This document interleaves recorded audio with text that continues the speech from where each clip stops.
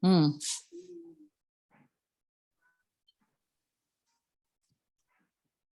Olá, boa noite a todos e a todas. Mais uma vez, sejam todos bem-vindos, bem-vindas. Muito obrigado pela presença, obrigado a Milton pela iniciativa de criar esse grupo, a professora Isabela por essas maravilhosas aulas. Professora Isabela, mais uma vez, muito obrigado ao seu papai, à sua mamãe, pela sua presença entre nós. Hoje estamos dando reinício à leitura do livro Histórias de Sucesso na Empresa e no Trabalho, o livro físico, página 137. A leitura de hoje fica por conta da Josiane. Professora Isabela, a palavra é toda sua.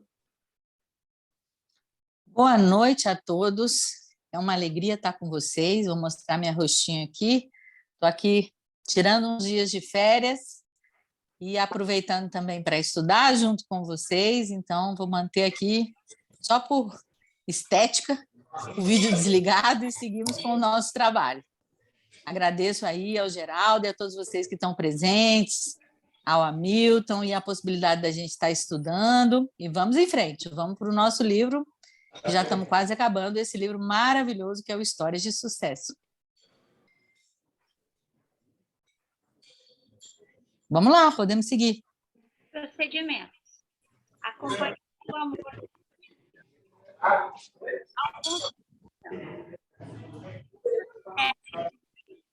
Em que altura ele flutua? Não tem nada a ver com o mundo real. Aqui podemos ver o que tem muito a ver com o real.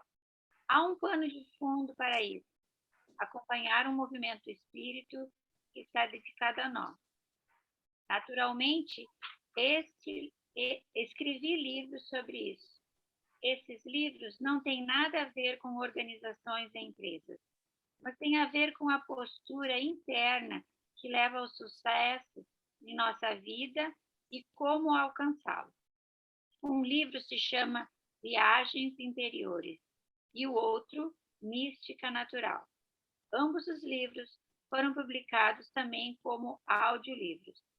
Podem lê-los ou ouvi-los. Isso chega à alma de outra maneira muito diferente que apenas os lendo. É possível fazer ambas as coisas, ler e ouvir os livros ao mesmo tempo. Benevolência. Acabei de dizer algo sobre o acompanhar um movimento do espírito. Isso é muito importante quando temos a ver com empresas ou com bancos, aqueles que têm efeitos de longo alcance na economia mundial. Há uma tendência inconsciente, às vezes também, que entre as pessoas piedosas que lhe atribuem uma má intenção ou que apenas olham para seu lucro. Uma experiência com esse acompanhar o espírito, com esse movimento espiritual, ensina que há duas formas de conhecimento. Há uma forma de conhecimento que reconhece aquilo que é. Conhecemos, por exemplo, quando constelamos uma empresa. O que acontece nela? Isso é reconhecer o que é. Mas, às vezes, podem ver que faço algo inesperado, algo totalmente novo. Por exemplo, acrescentei a relação anterior da mãe. Isso foi surpreendente. Ia mais para além do que era visível. Reconheci o que era e o que podia ser. Estava a serviço daquele que constelava e estava a serviço de sua empresa.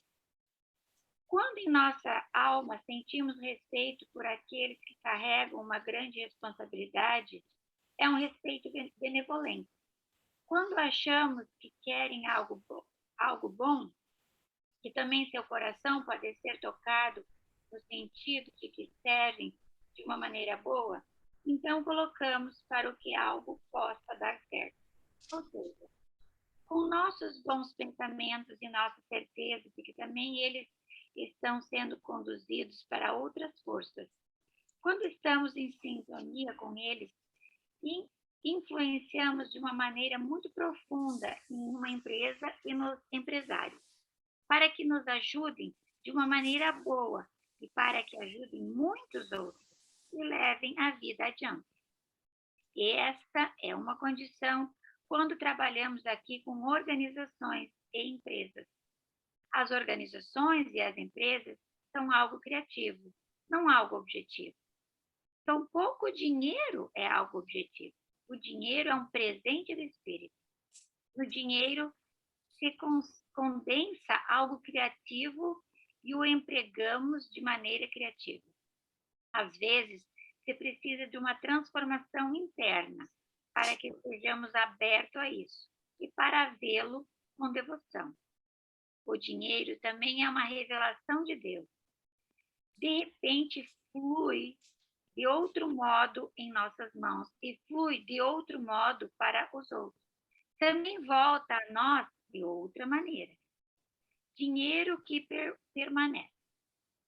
Quero dizer algo sobre o dinheiro. Dinheiro tem alma. O dinheiro é algo espiritual. O dinheiro é o resultado do amor. O dinheiro é adquirido através de um desempenho. É o equilíbrio de um bom desempenho. Se alguém ganha dinheiro por seu desempenho, o dinheiro o ama. O dinheiro também permanece com ele, pois foi adquirido através de seu desempenho. O dinheiro também quer render algo depois. Por isso, o dinheiro espera ser gasto. Ser gasto em algo bom, que leva a vida adiante. Então, se ganha mais dele, cada vez mais.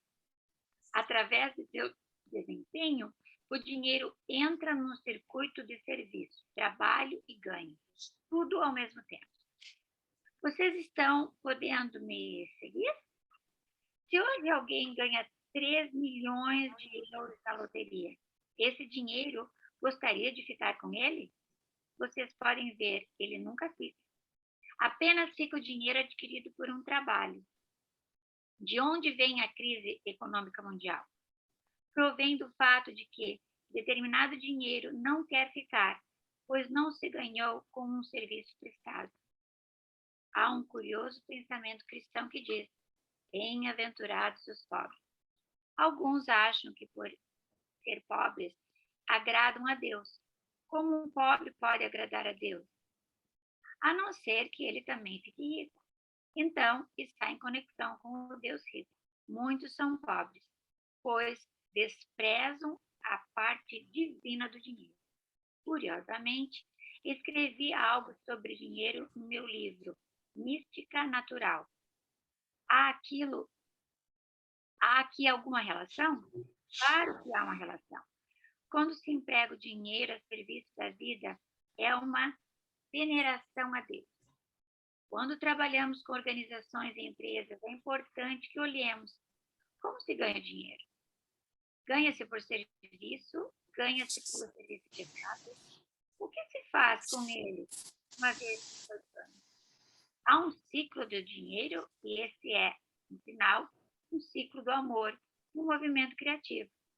Mediante o dinheiro, algo começa a se movimentar. Ele é trazido à vida e é mantido em vida. Quando colocamos esse amor no coração, podemos ficar ricos sem que outro deva ficar pobre por isso. 11º exemplo. Para fora. Hellinger. Quem gostaria de trabalhar comigo? Um homem se apresenta e senta ao lado de Hellinger. Hellinger. Tem certeza de que quer? Não tenho certeza de que você tenha certeza. Feche os olhos. Faça seu movimento interior. Vai para o mais ou para o menos? Onde há mais energia? Você captou? Homem, captei mais. Hellinger, para onde vai o movimento? Para o mais ou para o menos? Homem, percebo que algo está se abrindo. Sinto que vai para o mais. Hellinger, vai para o menos, evidentemente. Ao grupo. É suficiente ver o rosto dele. Vai evidentemente ao menos. Ao homem. Agora devemos descobrir como podemos investir no movimento para o mais. Mas isso não tem nada a ver com a empresa. É outra coisa. Não adianta trabalharmos com a empresa antes de ter bem claro como pode se investir esse movimento. Ao grupo. Inicialmente, Esse procedimento me parece importante, pois isso tem efeito imediato na empresa e no sucesso. Portanto, devo avaliar aquilo que posso e devo fazer agora para descobri-lo. Quando alguém está nessa postura básica, não pode ter sucesso. A questão é como ajudar alguém assim, mas vou fazê-lo. Ao homem, tudo bem? Homem, sim. Hellinger ao grupo. Serei breve, irei apenas ao essencial. Preciso de um representante para ele e veremos o que se mostra. Faremos isso com amor, por ele e sua empresa. O representante do homem olha para longe e avança uns passos. Hellinger escolhe um representante para a empresa e a posiciona em frente ao homem. O representante da empresa se afasta imediatamente vários passos e olha para o chão. O homem, alguns passos em direção a ela e para. Hellinger ao homem. A empresa quer falir.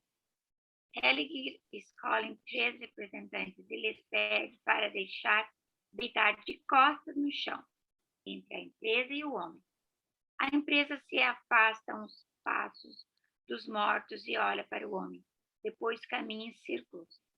Enquanto continua girando desse modo, move em direção ao homem e se coloca entre ele e os mortos.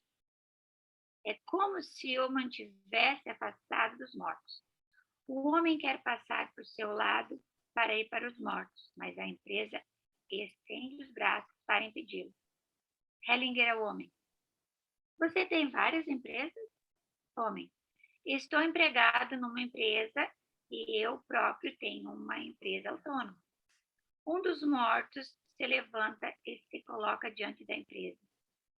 O representante do homem passa a seu lado e olha para os outros mortos. A empresa e o morto se dão as mãos e olham para os outros mortos. Hellinger afasta o representante do homem dos mortos e o coloca em frente a um representante da empresa autônoma. Aquele se dirige a essa empresa. Ambos se dão as mãos. Hellinger ao homem. A empresa autônoma tem futuro, mas como funcionário será puxado para dentro de algo grave. Você deve sair de lá, sem dúvida. Ou seja, começar aos poucos a ter um grande final. Aplausos no grupo. Hellinger para os representantes. Agradeço a todos vocês. Hellinger ao homem. Está muito claro. A atração para baixo não tem nada a ver com você, tem a ver com essa empresa. Você tem que sair dela, senão ela vai arrastar. Também a gente pode sair com elegância, sem ser muito. Tudo bem, ok. Hellinger ao grupo. Vou explicar por que queria olhar para isso. Quando alguém tem uma atração assim, para o menos ou para a morte, o foco vai, por exemplo, aos mortos da família. A gente se vê atraído para lá. O importante não é como podemos deixar os mortos descansarem sem que se apoderem de nossa vida. Quando alguém sente esse movimento interno para o menos, esse é um movimento em direção aos mortos, a determinados mortos, esse retém a vida.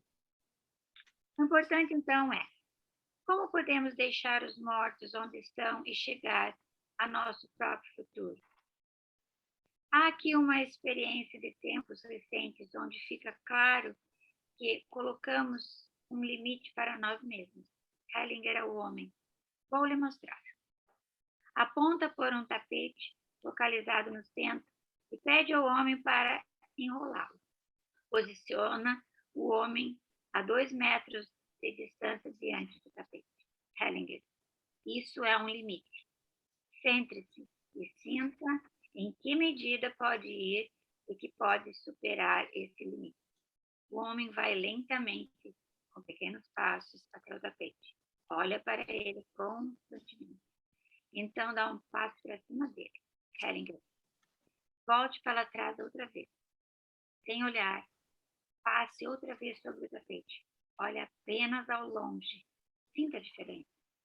O homem olha apenas ao longe e passa por cima do tapete, sem olhar para ele.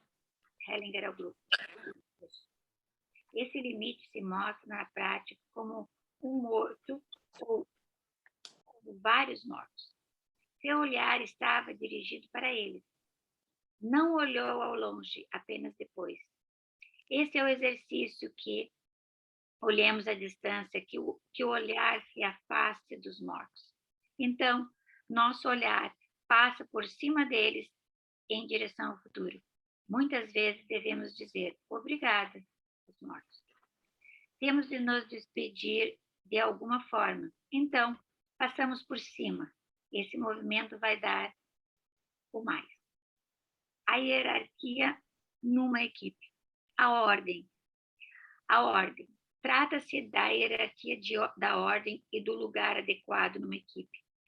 Apenas em seu próprio lugar alguém está seguro e pode alcançar algo. É importante que, numa reunião de grupo, todos estejam sentados exatamente de acordo com a hierarquia, isso é, cada um exatamente no lugar que lhes corresponde pelo tempo de permanência a essa equipe. A administração está à direita do chefe, se é que deve participar em uma reunião de equipe. Ela tem, depois do chefe, a maior categoria hierárquica. Ela garante que a empresa funcione. À esquerda do chefe está seu assistente ou representante. Então, vêm os outros na hierarquia de pertencimento a essa equipe, da esquerda à direita, no sentido horário. A rodada. Darei o exemplo de uma reunião de equipe de como se pode continuar com sucesso, ou seja, primeiro estão sentados todos de acordo com a hierarquia de seu pertencimento. Então, há um método de muito sucesso que começa pela dinâmica de grupo. Há uma rodada, isso é, cada um diz algo exatamente na sequência da ordem, como estão sentados, da esquerda à direita, sem que ninguém mais opine sobre isso.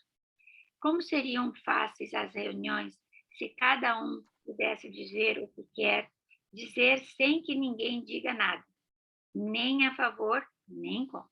Por exemplo, uma reunião de equipe, o professor de uma escola poderia sugerir a primeira pergunta para cada um.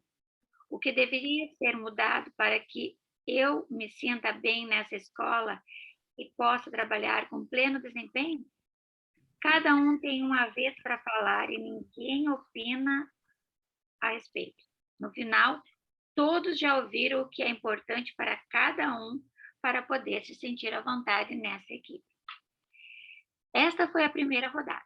Vem então a segunda, onde cada um reflete sobre o que deveria mudar na escola para que se sinta à vontade, inclusive ele ou ela mesma. Esta é a reflexão próxima. É possível que no final se possa escolher entre diversas variantes. Então, vem a terceira rodada. Cada um diz qual dessas propostas é, segundo o seu ponto de vista, a melhor para todos. Novamente, cada um tem sua vez. De repente, há uma imagem clara daquilo que permite que cada um tenha um pleno desempenho junto aos outros. Com esse método simples, esse grupo virou uma equipe. É eficaz em fábricas, empresas, em muitos outros contextos. Quem faz parte de uma equipe? É importante que só possam participar numa reunião de equipe, assim, aqueles que têm uma responsabilidade em comum. Não podem entrar outros de fora, tampouco um assessor, por exemplo. Um assessor sempre está a serviço do chefe, não dos outros. Trago um exemplo. 2 assessores de uma grande companhia telefônica participaram de um curso no México. Essa companhia telefônica tem 7 empresas independentes. Os consultores assessoram o diretor de uma das empresas independentes, mas milhares de funcionários. Essa empresa tem 31 diretores diferentes, cada um dos quais representa uma área em particular. O problema era que esses diretores tinham conflitos de compreensão entre eles. Coloquei 31 representantes para eles, de acordo com a hierarquia do tempo e do pertencimento para essa empresa. O representante desses consultores, ele próprio, um empresário, sentiu qual era o lugar de cada um na hierarquia e os reposicionou com a ajuda de seus colaboradores. Finalmente, todos estavam em seu lugar. Apenas um queria passar à frente de todos. Eu percebi algo. Este é o último. Sobretudo, são os últimos que querem passar na frente. Os consultores de empresa perceberam imediatamente que era isso que leva a empresa adiante. A questão do diretor dessa empresa era que os diretores não podiam se comunicar corretamente entre eles. Graças à hierarquia certa, isso ficou garantido no futuro. Outra receita de sucesso. Um filósofo famoso dizia que um burro colocado exatamente no meio de 2 montes de feno igual, com o mesmo bom cheiro e o mesmo bom aspecto, com certeza morreria de fome, pois não seria capaz de se decidir. Quando um camponês o ouviu, disse: isso apenas aconteceria com um burro filósofo, pois um burro de verdade, em vez de fazer uma ou outra coisa, comeria o feno de ambos os montes. Epílogo. Outra história de sucesso. As constelações familiares. Eu me deparei com as constelações familiares. Elas já existiam antes de mim. Thea Schroeder me mostrou as constelações familiares pela primeira vez durante as semanas de psicoterapia de Lindau e me escolheu como representante do pai de um menino esquizofrênico. Inocente, deixei-me colocar, seguro e animado. De repente, reposicionou o representante desse menino e eu caí num buraco profundo. Eu já não era eu mesmo. No final, depois da constelação, senti-me em outra paisagem ampla e aprazível. Mais tarde, a encontrei novamente, outra vez nas semanas de psicoterapia de Lindau. De novo, fiquei muito comovido por seu trabalho com as constelações familiares. Não podia entendê-lo, ainda mais porque ela não dizia nada sobre o pano fundo. 1 ou 2 anos mais tarde, fui 4 semanas a um curso longo sobre terapia familiar em Snowmass, no alto das Montanhas Rochosas. Era dirigido por Ruth McClendon e Les Cadiz. Eu não sei, tem que escolher para cá, para Ceci, não sei? Relações familiares. Tem que escolher. Tive um papel de representante. Outra vez passei por altos e baixos. Também não compreendi dessa vez. Nem eles puderam explicar o que acontecia. 1 ano depois, Ruth McClendon e Liz Cadiz vieram à Alemanha e ofereceram 2 cursos de terapia plurifamiliar.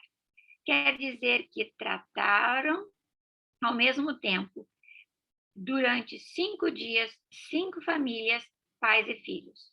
Novamente, foi difícil para mim compreender os detalhes. Estava a vivência, mas ficava longe a compreensão.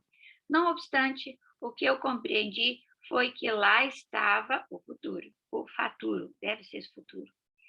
Depois de 1 ano, o momento chegou. Ousei me dedicar a essa tarefa. Antes disso, aconteceram algumas coisas que me facilitaram o acesso. Comecei a compreender aonde conduziam as constelações familiares. Ao longo de muitos anos, ofereci cursos sobre análise de roteiro, desenvolvido por Eric Berne, o fundador da análise transacional, descrevida em seu livro O que você diz depois de dizer olá. Ele descobriu e descreveu através de muitos exemplos que vivemos nossa vida segundo um plano secreto, segundo um roteiro que representamos quase literalmente no cenário da vida. De repente, tive a compreensão pioneira de que esse roteiro que interpretamos em nossa vida já fora representado previamente por outra pessoa de nossa família, que em grande medida o assumimos dela e que, no fundo, o repetimos. Subitamente compreendi o que é um emaranhamento. Ficamos emaranhados no destino de outra pessoa, que também compreendi o que nos leva a isso. Ficamos emaranhados no destino de pessoas que nossa família perdeu, pois as esqueceram ou porque foram excluídas. Imediatamente compreendi o que acontece nas constelações familiares. Nelas vem à tona, através do representante, quem são esses excluídos e como podem ser levados novamente à família e o nosso coração para alívio de muitos. Ao mesmo tempo, escrevendo uma conferência sobre culpa e inocência nos sistemas, percebi claramente que há uma ordem de origem e, portanto, num sistema, o anterior tem precedência sobre o posterior. Aqui não preciso dizer mais nada. Lendo esse livro, você pode viver internamente como continuou a história do sucesso e a que dimensões as constelações familiares levaram para alívio e para uma nova confiança também para você. História de sucesso na empresa e no trabalho. Esse livro continua isso aqui? Como assim continua? É o finzinho. Esse livro surge da vida real, não perde o contato com ele e narra histórias intrigantes nas quais, às vezes, seguramos a respiração. Narra também histórias libertadoras, nas quais vivenciamos como os passos decisivos têm êxito.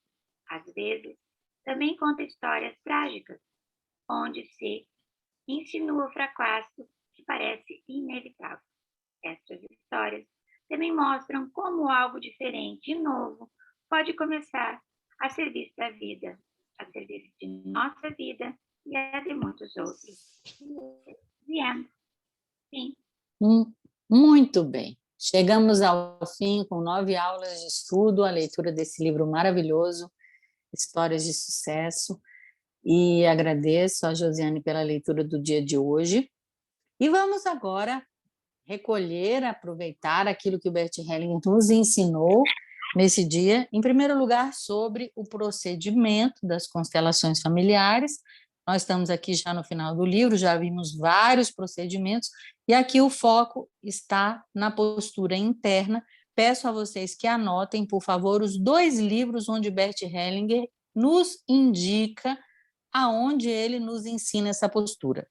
O primeiro é Viagens Interiores, é um livro que, como ele mesmo falou, está editado em áudio, e nós não temos o Mística Natural em português, ele está editado em espanhol, mas em português nós temos uma versão anterior do livro Mística Natural, que é Religião, Psicoterapia e Aconselhamento Espiritual. Esse livro não está em áudio e está esgotado, mas você consegue, provavelmente, aí entre os colegas, alguma versão desse livro. Então, ele nos posiciona sobre o mais básico em relação aos procedimentos, ao procedimento da constelação familiar, que é a postura. E depois dessa postura, ele vai falar da benevolência, ou seja, de uma atitude interna que ajuda ao conhecimento e ao trabalho que nós realizamos. E aí ele vai falar sobre a existência de 2 formas de conhecimento, e, na verdade, ele só fala de uma das 2 formas de conhecimento, mas, para quem conhece a obra de Bert Hellinger, sabe que essas 2 formas de conhecimento, uma são o conhecimento científico cartesiano, digamos assim, E o outro conhecimento eu vou chamar de científico fenomenológico, ou o caminho fenomenológico do conhecimento, como o Bert Hellinger nos ensina, cujo princípio é reconhecer o que é. Em alemão, anerkennen, was ist, ou seja, reconhecer o que é, o que foi e o que pode ser. Mas, ao mesmo tempo, Bert Hellinger nos mostra, né, porque nós fazemos esse trabalho, desenvolvemos essa postura, nos colocamos neutros, vazios, né, trabalhamos com as nossas imagens interiores para que elas não interfiram dentro do processo, nos colocamos disponíveis, em sintonia, mas ele fala, olha, além de reconhecer o que é, existe algo mais, que é dar-se conta de também da existência também de algo inesperado. Então, isso também faz parte desse procedimento fenomenológico, essa postura de neutralidade, de humildade, de reconhecimento daquilo que se mostra, mas também nos traz a possibilidade de uma liberdade que é tanto de trazer algo inesperado como perceber algo inesperado. A postura de quem faz esse trabalho é uma postura de serviço, é uma postura que está a serviço da pessoa, que está a serviço da empresa, e é exatamente esse serviço, esse respeito pela empresa, pela pessoa, que é o significado da benevolência. Ou seja, a benevolência não é passar a mão em cima da cabeça ou de fatos que não são condizentes. A benevolência é um respeito e uma compreensão que vai além da própria pessoa, que vai além da própria empresa, que vai para essa dimensão maior na qual todos os eventos da nossa vida e tudo que nós fazemos se insere. Então, a benevolência tem um significado, assim como outras palavras, muito particular dentro da obra de Bert Hellinger. Esse método, reconhecer o que é, que inclusive é um dos nomes originais do livro do Bert Hellinger, eu não sei se é o Simetria Oculta do Amor, mas um desses livros tem o nome de Anerkennen, was ist, não foi traduzido com outro nome por português, mas para vocês terem uma ideia da dimensão, da importância desse tipo de conhecimento e dessa maneira de reconhecer e como ela é poderosa dentro da constelação familiar.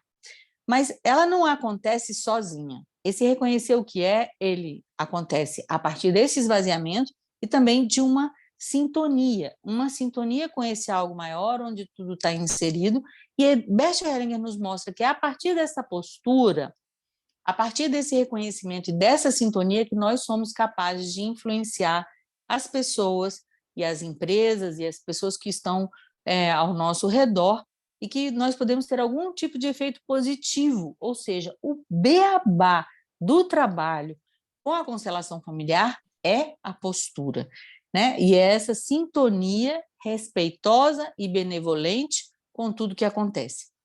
Depois ele vai trazer, e eu acho que vocês deveriam marcar dentro do livro, uma aula sobre o dinheiro, né? Primeiro, ele fala do dinheiro como algo espiritual, como uma dádiva, como algo que tem uma alma e algo que quer render algo, que espera ser gasto em algo bom, que tem um circuito de serviço, que está inserido dentro de um circuito de serviço, ou seja, que quer, em última instância, gerar lucro, não só para a pessoa, mas como também para toda a vida. E ele fala algo que é muito importante também, especialmente quando uma pessoa pensa muito, por exemplo, em herança. Apenas o dinheiro que é adquirido por um trabalho quer ficar conosco.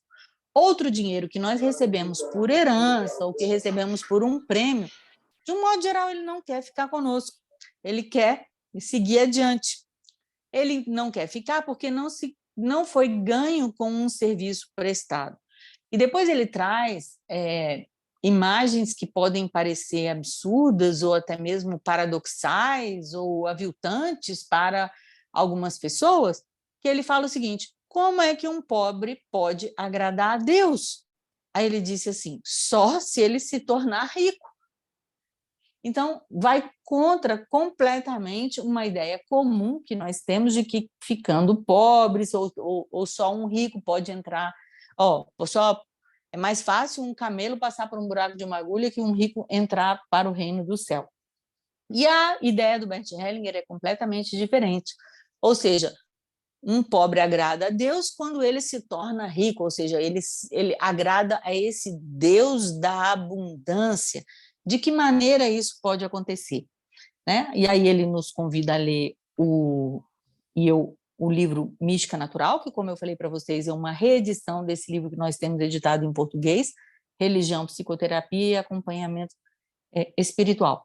O dinheiro participa de um ciclo de amor, de um ciclo criativo, e quando nós colocamos esse amor dentro do coração, nós podemos ficar mais ricos sem que um outro fique pobre. Olha que coisa mais interessante, que vai além de toda a ideia de um capitalismo ou uma ideia do dinheiro como um bem restrito. Então, ele mostra que nós podemos ficar ricos sem que um outro fique pobre, ou seja, sem que eu precise explorar o trabalho de uma outra pessoa. Eu fico rico por um outro caminho, um caminho de um outro tipo de amor. Ele mostra que o dinheiro é criativo e que é importante empregar o dinheiro a serviço da vida e que empregar o dinheiro a serviço da vida é um tipo de veneração a Deus. E depois ele vai falar sobre as condições para uma pessoa que quer ser um consultor ou que queira trabalhar com a constelação familiar, por exemplo, dentro das empresas, é uma compreensão dessa dimensão espiritual, dessa dimensão criativa das empresas e do dinheiro, né, como algo que condensa algo de uma outra natureza, algo maior, algo de uma dimensão sutil, como algo que revela uma postura interna da pessoa, algo que revela algo maior que vai além dos esforços propriamente que a pessoa venha a fazer, e que para se obter, no caso do dinheiro, é necessário uma transformação interna para que esse dinheiro possa fluir para nós, para as outras pessoas e também para que ele possa querer permanecer conosco. Depois ele traz para a gente esse exemplo que é muito básico, que nos mostra o essencial. Para onde vai um movimento? Todo constelador, quando começa uma constelação, ele tem que ter esta compreensão clara. O movimento vai para a vida ou o movimento vai para a morte? O movimento vai para mais ou o movimento vai para menos? Né? Para onde vai esse movimento? Aí ele nos mostra que não adianta trabalhar com as empresas sem que esse movimento, na vida da pessoa, esteja indo para o mais. Então, o que adianta eu trabalhar com uma empresa, querendo que essa empresa dê lucro, melhore, se a vida da pessoa, do dirigente, do empresário, quer ir para o menos, ou seja, ele quer morrer, ele quer deixar de trabalhar, ou o que quer que seja. Isso sem nenhum julgamento, gente, pois muitas vezes é necessário ir para o menos, a morte também chega, a morte completa a vida. Então, não é com nenhum julgamento, mas o que o Bert Hellinger está nos mostrando é o seguinte, olha, não adianta tentar salvar a empresa ou querer que a empresa dê lucro se a pessoa quer morrer. Em última instância, é isso que se trata, ou seja, eu preciso ver qual é a postura básica deste empresário, se é para a vida ou se é para a morte. E aí ele mostra, no caso específico desse exemplo, que o homem trabalhava numa empresa e tinha uma outra empresa de maneira autônoma, numa ele era empregado e na outra ele era autônomo, e o que se revela é que essa empresa, onde ele era empregado, estava falindo, ou seja, esta sim tinha um movimento para a morte e que ele precisaria seguir o seu caminho de maneira autônoma. Outra coisa que eu gostaria de chamar a atenção para vocês é na questão do procedimento. Vocês observem que ele coloca um tapete, né? Um tapete que funciona como um limite, onde a pessoa tem que ultrapassar esse tapete ou tem que andar por cima desse tapete. Isso a gente pode realizar, por exemplo, com uma corda, pode realizar com uma cadeira, pode realizar com um tapete. Nós podemos usar vários objetos dentro da constelação familiar, também sapatos representando pessoas, tapetinhos, papéis. Podemos trabalhar com vários elementos dentro de uma constelação familiar. E aqui ele nos está trazendo o tapete, que provavelmente era o que ele tinha ali, como eu já vi ele fazendo com tecido, ele não tinha corda, mas ele tinha tecido, ele enrolou, colocou ali. E isso nos ajuda a poder perceber algumas coisas que são importantes. No caso, ele estabeleceu um limite entre a vida e a morte. Aonde essa pessoa estava? Ela estava conectada com os mortos ou ela estava conectada com os vivos?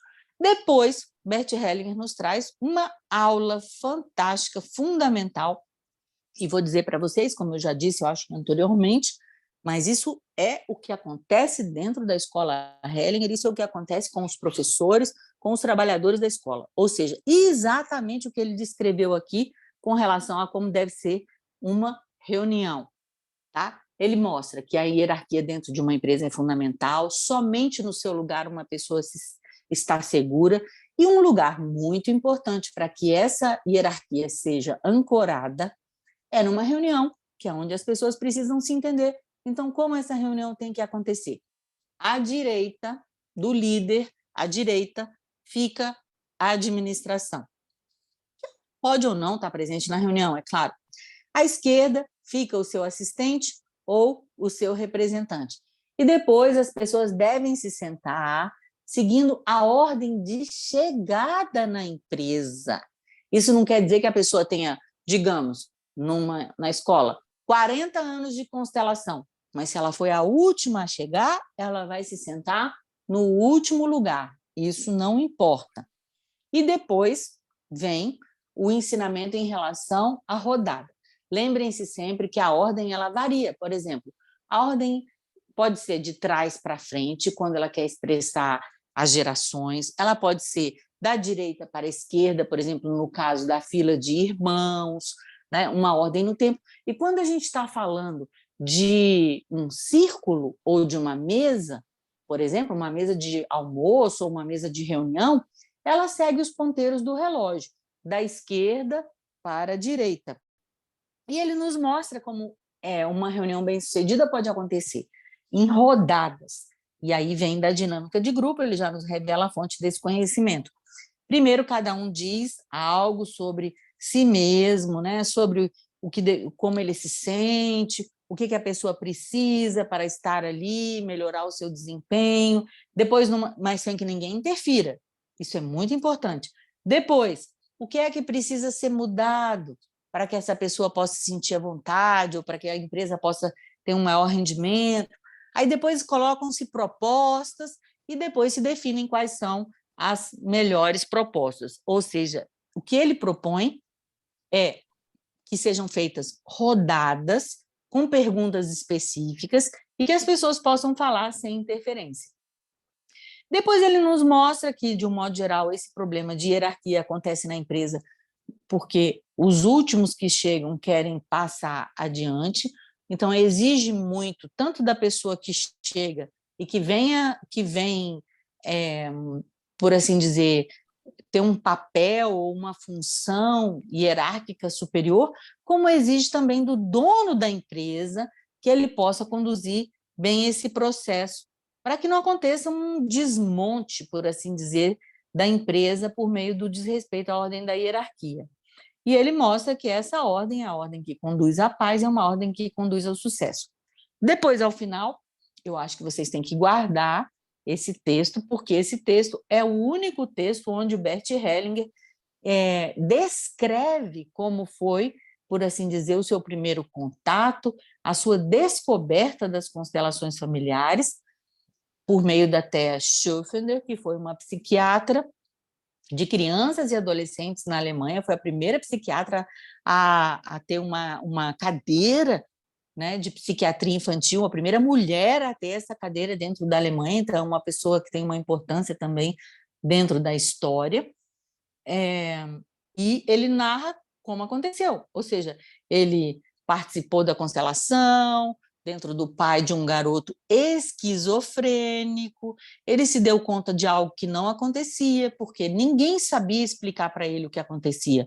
Ele sentiu algumas coisas estranhas, ele percebeu que algo acontecia com o garoto, que algo acontecia com o pai, que ele passava por altos e baixos, que no final ele estava num lugar completamente diferente, mas ninguém soube explicar para ele o que acontecia. Ele foi para os Estados Unidos com a Ruth McClendon e o Leslie Lecady, voltou para a Alemanha, esteve com eles mais uma vez, só que ninguém soube explicar para o Bert Hellinger o que acontecia.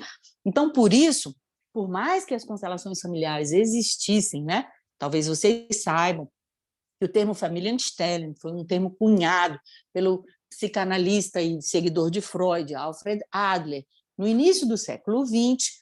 Nós podemos dizer que isso que nós conhecemos hoje como constelação familiar, da maneira como nós realizamos, foi uma descoberta, foi um desenvolvimento que veio a partir de Bert Hellinger e mais tarde, né, no início da sua carreira junto da sua primeira esposa, que era uma esposa que o acompanhou no seu trabalho terapêutico, e depois com Sophie Hellinger aí, digamos, nos últimos 20 anos da sua vida, né, junto com Sophie Hellinger, que antes mesmo de se casar com Bert Hellinger, fundou a Hellinger Schule e depois seguiu com ele, com a escola, todo esse trabalho, e foi a única pessoa que o acompanhou efetivamente da maneira como nós conhecemos, né?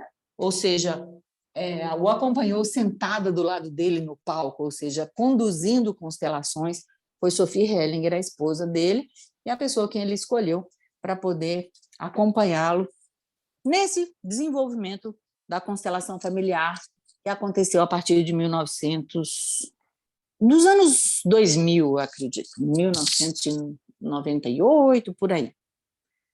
Alguma pergunta, algum comentário?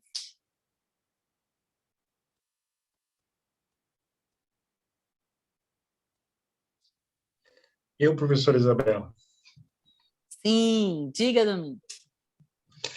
Essa ordem na rodada aqui, da reunião da empresa, ela é imprescindível para o bom funcionamento da reunião da empresa, enfim? Sim. Eu posso dizer para você que eu nunca participei de uma reunião dentro da escola Hellinger com ou sem a presença do Bert Hellinger que não fosse exatamente assim. Então, o que eu posso te dizer? A ordem física importa muito.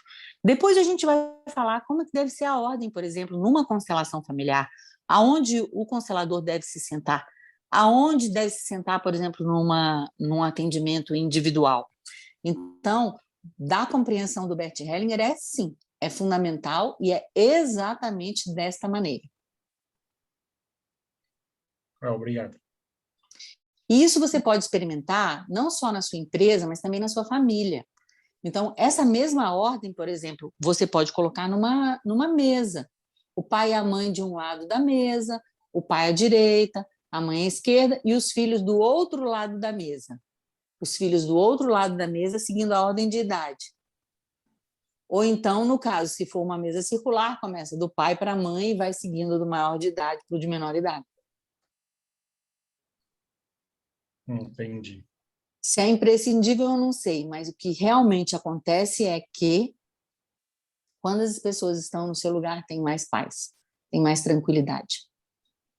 Agora, é muito importante entender que essa ordem ela não tem a ver com a experiência da pessoa, não tem a ver com a idade da pessoa, não tem a ver com o grau de estudo da pessoa. Essa ordem tem unicamente a ver com a entrada da pessoa dentro da empresa, com exceção da administração, porque a administração aí não importa. A administração ou o representante do chefe ocupam aquele lugar ao lado dele. E numa empresa também existe uma ordem entre setores. E como é que essa ordem é dada? Porque aí não é uma ordem de precedência. É uma ordem entre o setor que é mais importante para a empresa dentro daquele momento, né, com o nível de responsabilidade que aquele setor tem. Então, isso também pode acontecer. Ok, obrigado. De nada. Alguém mais? Professora, boa noite, é uma hora. Oi, Mauro, boa noite. Uma coisa engraçada, eu já tinha lido esse livro umas 2 vezes, mas por incrível que pareça, na última reunião do ano, a reunião de fechamento da companhia, a minha nacional nos colocou exatamente assim, por ordem, entendeu? Por ordem de chegar na companhia. E eu sou o mais antigo, e aí veio a sequência toda. E olha, fazia muito tempo que a gente não ficava numa reunião tão plena, tão tranquila e tão em paz como aquela, entendeu? E hoje você me resgatou esse ponto, você chamou atenção para esse ponto, e eu vou compartilhar com ela isso, porque também ela é uma apaixonada pelas constelações, e ela fez, e, como se diz, né? Nada acontece por acaso, mas eu também acredito que ela fez muito na base do instinto, ela fez pelo coração dela, entendeu? Exato. Gratidão, professora. De nada. E a outra coisa, se lembre, não é só a questão da ordem, a rodada. A rodada, ela não vem só da dinâmica de grupo, ela também vem da terapia Gestalt, de vários outros tipos de terapia em grupo, mas a rodada também é muito importante. Você vê que vem, inclusive, dos nativos, né? De passar o bastão da fala para as pessoas, né? Então, a rodada também é muito importante. Agora, tem uma pergunta aqui da Luzia, né? Perfeito. Obrigado, professora. Nada. A Luzia. Isabela, em casa, essa ordem entre pais e filhos, e quando estão os genros e as noras? Ai, aí você me fez uma pergunta difícil. Mas o que eu faria? Eu acho que eu colocaria o genro e a nora depois de cada um dos filhos. Como se fosse assim, o genro e a nora, o outro genro e a nora, outro, né? Não sei, uma boa ideia. Nunca tinha parado para pensar sobre isso.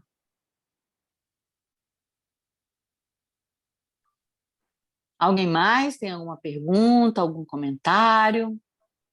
Mariane está com alguma a... necessidade? Não, já vai falar. Mariane.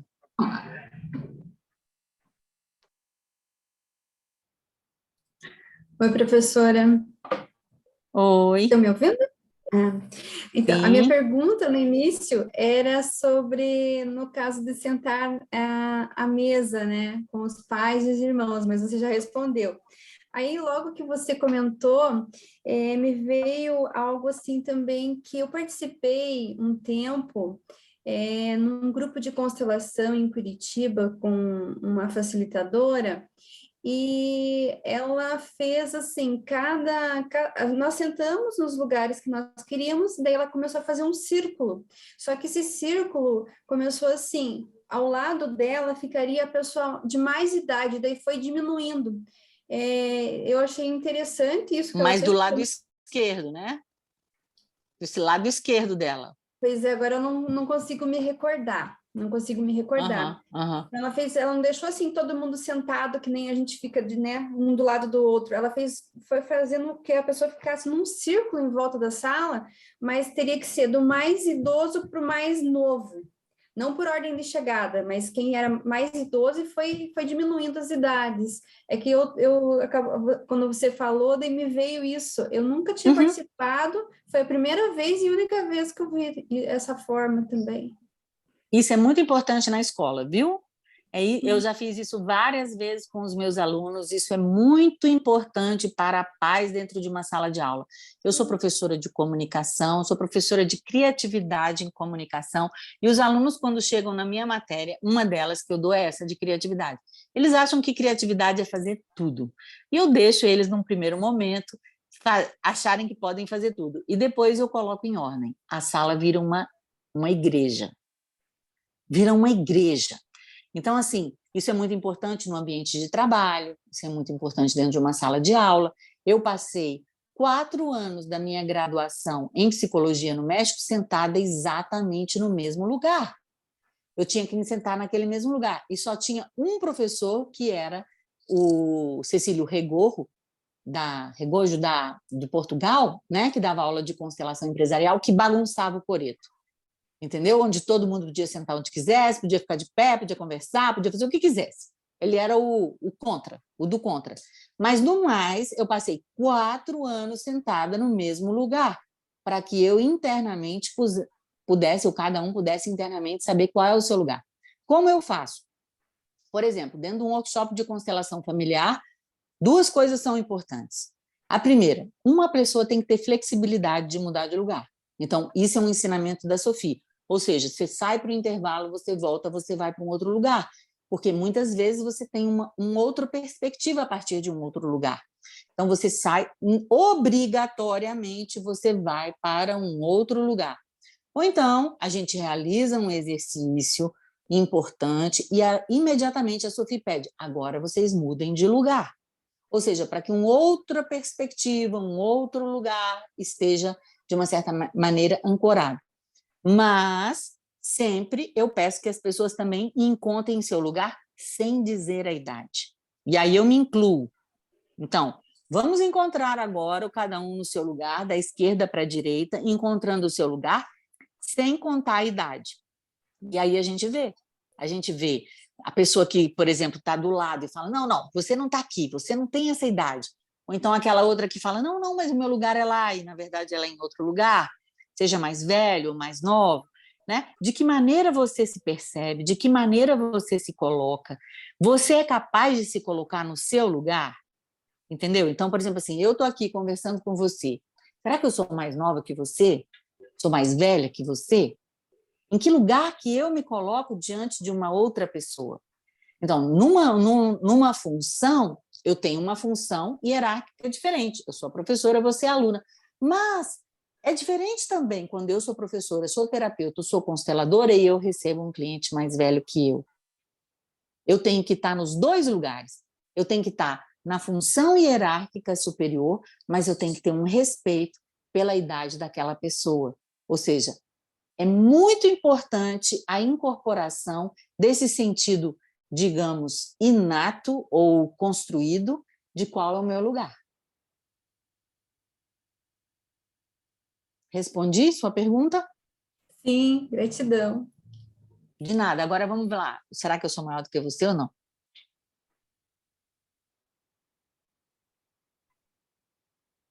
Quantos anos?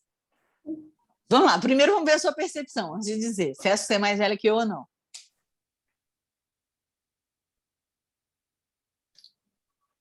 Eu acho, professora, que eu sou mais velha que você.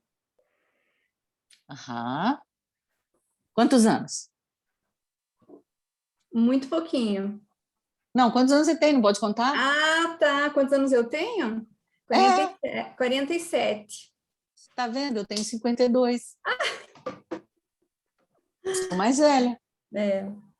Eu achava Entende? que não. Então, sim, então isso é muito importante, porque não é a aparência da pessoa, é como eu me percebo também no mundo. Por exemplo, você pode se perceber como uma mulher mais velha. Isso te impede, por exemplo, de outras coisas. Sim. Né? Sim. Interessante. Então, assim, é quase como se fosse uma pergunta que a gente vai se fazer o tempo todo. Não apenas numa reunião, não apenas num trabalho, numa reunião de sala de aula, mas sempre que eu estou em relação com o outro, eu sou mais velho, sou mais novo, estou no mesmo nível. Eu já sabia que eu era mais velha. Ô, Geraldo. Diga que foi, Geraldo. O que o Geraldo está falando aí? Que eu estou tentando agradar a professora. Ah, tá. Então tá ótimo. Então é isso. Quem mais tem alguma pergunta, algum comentário? Ana tinha levantado a mão. Na verdade, professora, boa noite, né? Na verdade, essa medida que a senhora foi falando agora já foi assim complementando o que eu estava querendo falar sobre o lugar, né? Reconhecer o nosso lugar é altamente curativo. Tudo no mundo tem um lugar. Então, se tudo no mundo tem um lugar, a gente também tem um lugar no mundo. Isso. Né? E tem umas pessoas que querem ter mais do que o próprio lugar e umas pessoas que não assumem o seu próprio lugar. Então, é quase como uma coisa eu me achar que eu sou maior do que os outros, melhor do que os outros, ou pior do que os outros, dá no mesmo. Tá entendendo? É simplesmente equânime. No mesmo lugar, apenas eu sou um pouco mais velha, eu sou um pouco mais novo, eu assumo essa função nesse momento, eu assumo aquela outra função no outro momento. E o Bert Hellinger tem um outro livro, não sei se foi nesse livro que a gente leu, mas ele fala assim, o lugar mais seguro é sempre embaixo, porque embaixo a gente não pode cair, mas a gente pode ascender. Que bonito. Então, são as coisinhas que ele vai nos ensinando, né, que contribuem muito. E, por exemplo, assim, uma pessoa que não respeita a hierarquia, ela se auto-exclui. Ela também não... Isso acontece em relação aos filhos, mas isso acontece também em relação às organizações, nas relações de amizade. Então, um dos motivos da exclusão ou da autoexclusão é o não respeito à hierarquia. Obrigada, professora. Só mais uma coisa que eu anotei aqui. O Alfred Adler, a senhora falou alguma coisa sobre ele, eu perdi um pouco ele essa foi parte. Psicanalista e discípulo de Freud, e ele fundou a psicologia do desenvolvimento pessoal, e foi ele quem cunhou o termo Familienstellen, que é configuração familiar, né? Que é o nome que, na verdade, por incrível que pareça, eu fui a pessoa que, de uma certa maneira, descobri que o Bert Hellinger chamava constelação familiar de Familienstellen, porque eu peguei esse texto especificamente e fui atrás dele em alemão. Porque Sophie dizia para mim, é Familienaufstellung, que é uma outra maneira de falar a mesma coisa. Porque Familienaufstellung é família em colocação. E Familienstellen, colocação familiar. São coisas semelhantes, mas que são um pouco diferentes. Quando a família está em colocação, acontece alguma coisa. Colocação familiar foi o que o Alfred Adler cunhou, esse termo, e que, na verdade, depois o professor René Schubert me disse que Alfred Adler, apesar de ser alemão, não escrevia em alemão.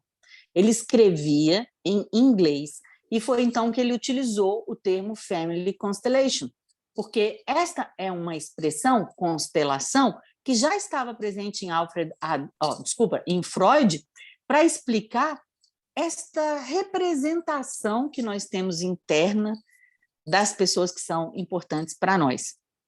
Então, esse termo vem de Alfred Adler e depois foi utilizado por vários outros terapeutas, mas aquilo que hoje nós conhecemos como constelação familiar, né, vem a partir dessa descoberta do Bert Hellinger, desta existência de um campo, de uma sintonia, porque se faziam as esculturas, se faziam as configurações, mas ninguém entendia o que acontecia ali. Essa era a questão. Tanto que ele perguntou para a Thea, ele perguntou para o Leslie Lecady, para Ruth McClendon, o que está acontecendo aqui? Ninguém disse para ele. Só quando ele juntou o Lé com o Cré. Ou seja, primeiro, a sua percepção interna, né? Um padre, uma pessoa que já tinha praticado meditação durante muitos anos, ou seja, uma pessoa sensível, né? Que sentiu o que nós sentimos com a constelação. E não só isso, como ele tinha muito estudo, ele já conhecia, por exemplo, a análise transacional, que é esse livro do Eric Berne que ele cita, que é o criador da análise transacional, o que você diz depois de dizer olá, que eu super recomendo que vocês leiam. É muito racional o trabalho do Eric Berne, mas ele descreve que nós temos 3 instâncias dentro de nós. Uma instância pai, uma instância filho, e qual é a outra instância? Uma instância, o adulto, se não me engano. Uma instância pai, uma instância adulto e uma instância filho, ou seja, 3 instâncias que a professora, por exemplo, Cristina Laguno fala de 3 caixas, ou seja, quando eu estou nesse adulto dentro de mim, que seria esse superego, que o Freud descreve, onde eu mando em mim mesmo. Né? Ou seja, assim, eu tenho um pai dentro de mim, eu tenho uma autoridade dentro de mim, eu tenho um adulto que pode ou não atender às necessidades do pai ou da criança. Eu tenho uma criança dentro de mim. E o Eric Berne dizia o seguinte, olha, aquilo que nós vivemos na nossa fase adulta tem a ver com os mandatos que nós incorporamos ao longo da nossa vida. Ou seja, daquilo que nós vivemos na infância, né? Depois ele percebe isso, e por isso ele vai percebendo que nós temos histórias prediletas, nós temos canções prediletas, e que essas histórias e essas canções na verdade, descreve o nosso roteiro de vida. É como se a gente vivesse um roteirinho pré-programado, que você, eu gosto de Chapeuzinho. Então, qual é o roteiro da Chapeuzinho? Eu gosto sei lá, dos 3 porquinhos. Qual é o roteiro de vida que está por trás? Os 3 porquinhos, por exemplo, são as 3 crianças que ficam sem o pai e a mãe, que ficam sozinhas, ou seja, ficam só os irmãos. O pai e a mãe podem ter se separado, o pai pode ter morrido, o que quer que seja. Mas essas histórias, elas se referem e revelam esse roteiro, que, segundo o Eric Berne, fundador da análise transacional, se referiam às experiências vividas na infância, a esses mandatos que ficam armazenados na instância pai, que podem ou não ser efetivados e incorporados pelo adulto, e que também estão dentro da nossa instância criança, que é uma instância mais inconsciente, instintiva, livre também, por um certo lado. Mas o Bert Hellinger, o que ele percebeu? Não, esse roteiro não vem dessa vida.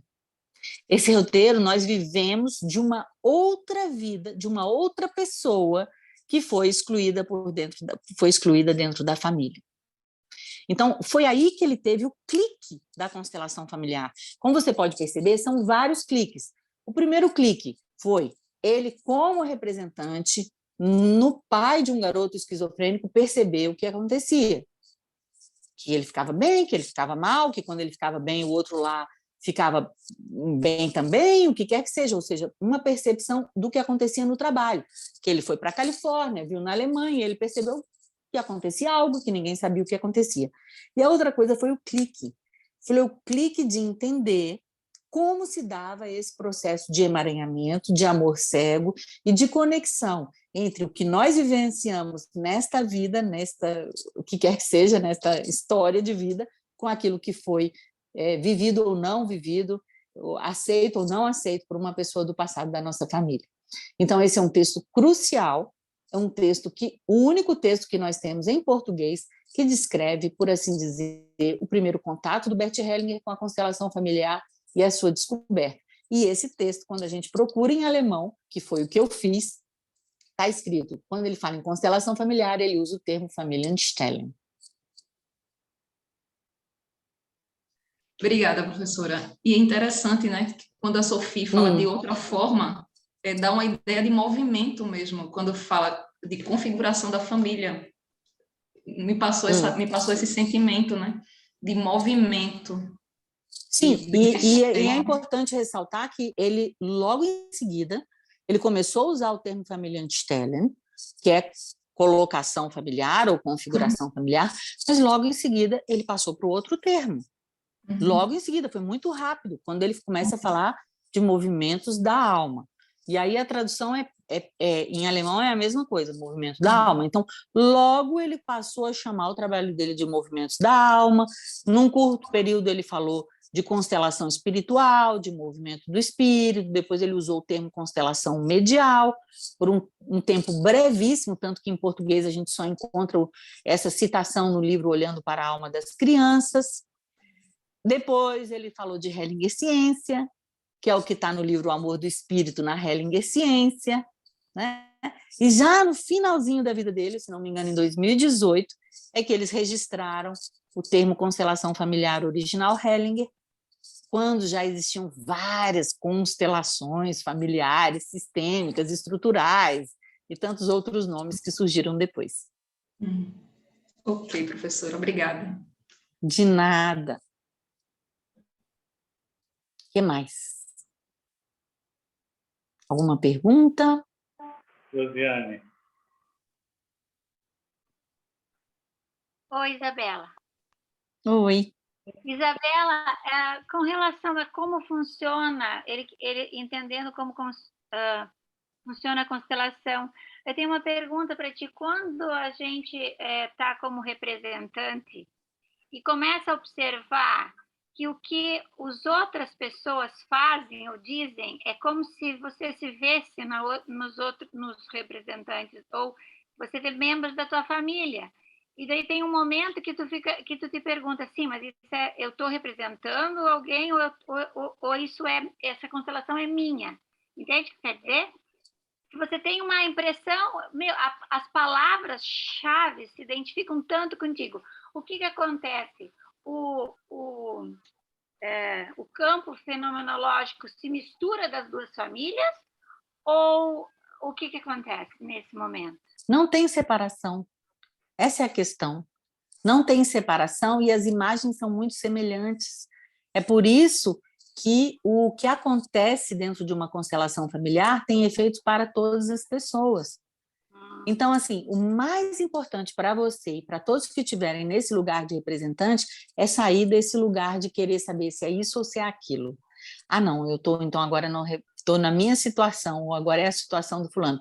Ou seja, eu me coloco o mais a serviço possível, o mais neutro, o mais disponível. Se isso me serve, eu só agradeço.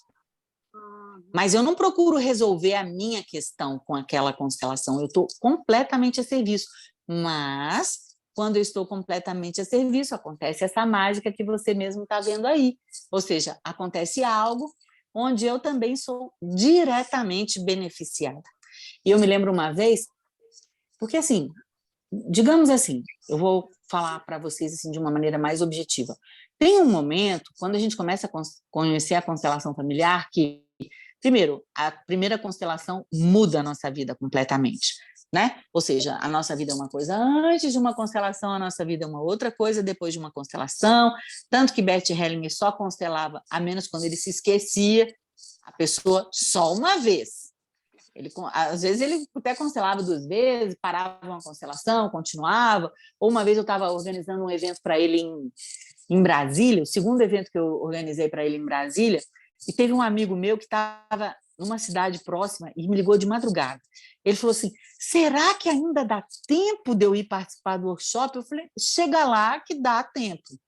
E ele tinha sido constelado por Bert Hellinger no workshop anterior. Ou seja, eu organizei 2 workshops do Bert Hellinger no Brasil, em 2 momentos. Ele tinha sido constelado no anterior, ele foi no segundo. E levantou a mão, eu não acredito que o Bert Hellinger chamou ele, mas isso era completamente exceção, entende? Então, quando a gente começa a trabalhar com a constelação familiar, a gente quer resolver as nossas questões. Só que chega um momento em que parece que enche o copo d'água. Ou seja, você vai perceber nitidamente, olha, eu não preciso de mais constelação. E aí você começa, num outro momento, onde você começa a resolver as suas questões, e aí a obrigação, né? Sophie mesmo, nunca, absolutamente, nem eu pedindo, nem implorando, ela não me constelava. Ou seja, você é obrigado, como constelador, como estudante, a resolver suas questões. Porque a ideia é que você participe o máximo de vezes possível e que você faça o mínimo de constelações possível.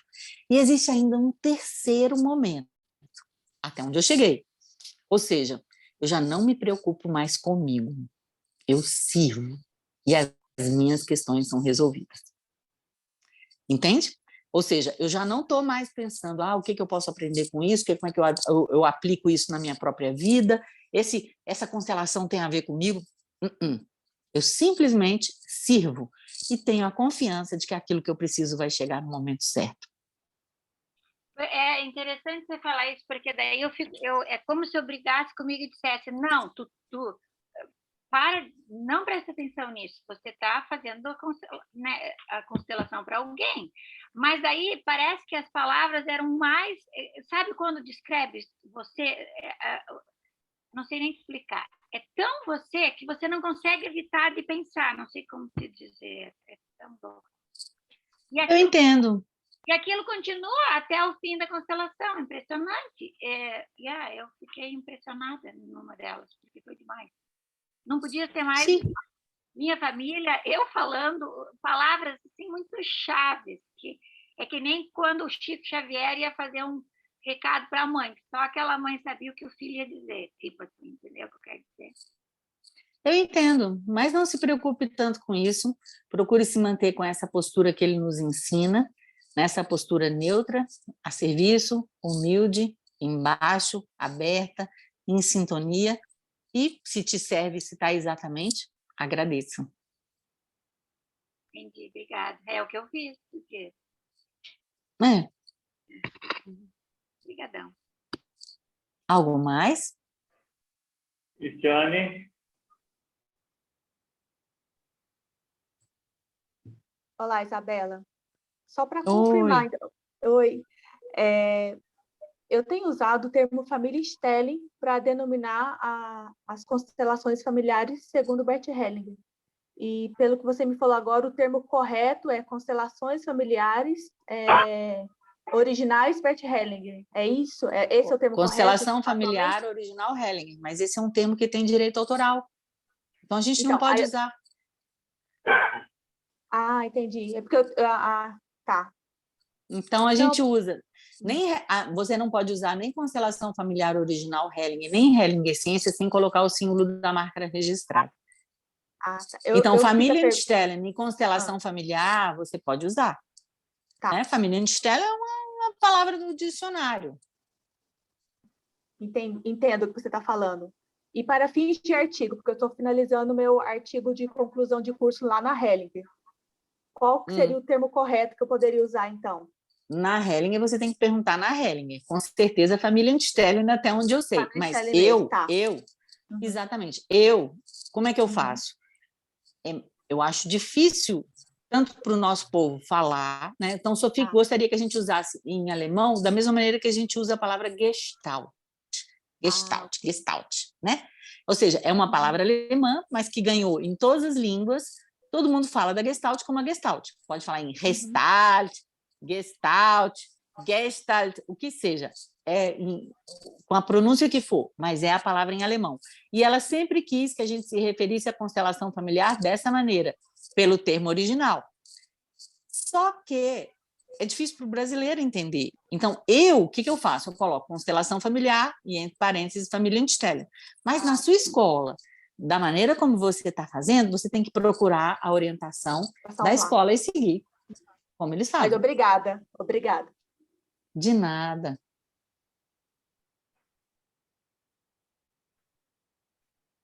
Não vejo mais nenhuma pergunta, Isabela.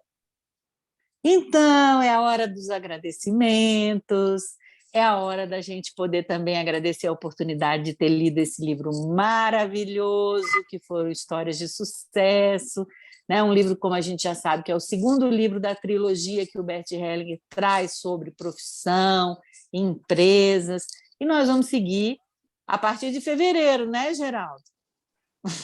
Fevereiro. Vamos ter um mês de férias, né? Eu estava pensando, dizer contigo, de nós iniciarmos 7. O que você acha? Eu vou estar na praia, posso estar igual desse jeito aqui, assim, de férias. Ela quer férias, Geraldo, deixa ela descansar. Eu queria começar na primeira semana de fevereiro. Então, a primeira semana seria de fevereiro? Seria dia 7. 7. Podemos começar dia 7, pessoal? Podemos. Eu vou estar de férias, Geraldo, é verdade. Sim. 7 de fevereiro a gente começa com leis sistêmicas do assessoramento empresarial e vamos seguir até o final do ano, se Deus quiser, com mais livros completamente lidos e comentados. Ok. Então, o livro gratidão, professora, gratidão, Geraldo. Obrigada, Geraldo.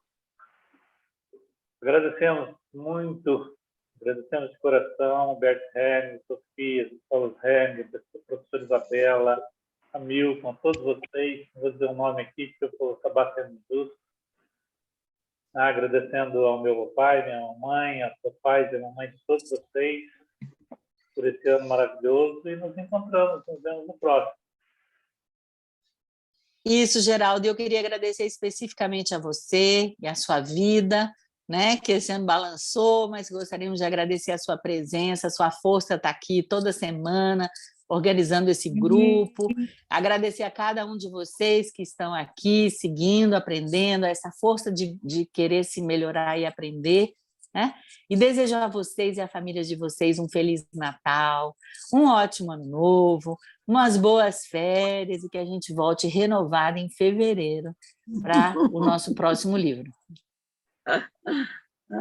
Sim. Gratidão, muito obrigado. Gratidão, Isabela. Beijinho. Geraldo e para todos. Obrigada, próximo Natal. Gratidão Obrigada, infinita.